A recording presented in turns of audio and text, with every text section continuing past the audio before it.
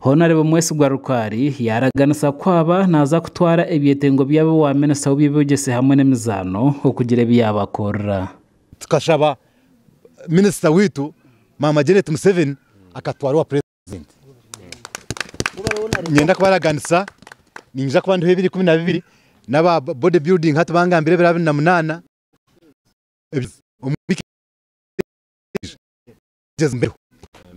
orwa mukaga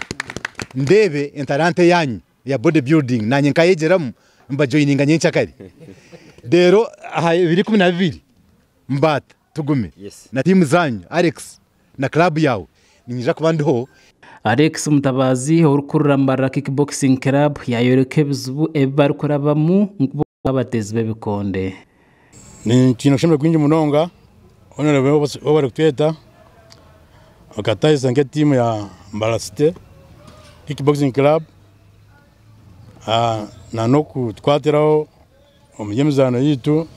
twine ring intusimbe biti byo tukakomo engoye abana bakazana kandi honorable muri abantu bamani president na rwo Western n'aba deputy speaker mu rwo Western so tukabe tusaba mununga osange ni to Western turya ruringo rwa Kampala twine ringe yitu ekutambura mu region yona tugena turonda abana barungi tugiteke nkakabare turonde y'abarungi tugiteke za Bushenyi Kasese tubase guma picking abana barungi bakugenda nationals kuzana. Peter Amanyabyona urukurura marketing abwambara kickboxing club yashobore nkoragana ibine hamwe n'abatezi bebikonde kandi yagarika yasima tayari West habu kutungura by'umuzano omuri burengero rw'izoba twatanise na nabambara kickboxing club kumeka show ngo twayongerayo omuzano ogwa kickboxing kandi omurembo orambara nitwara mu gishogo kwebaza honorable Rukari kugira ngo tutakije no kwija interest yeye eri mu sports abo kuba waza kureba nkambara it was amazing kugira ngo even in motorsports we had the Pearl of Africa in Uganda the first time kandi ijankai ija mu Western Uganda because of the great man honorable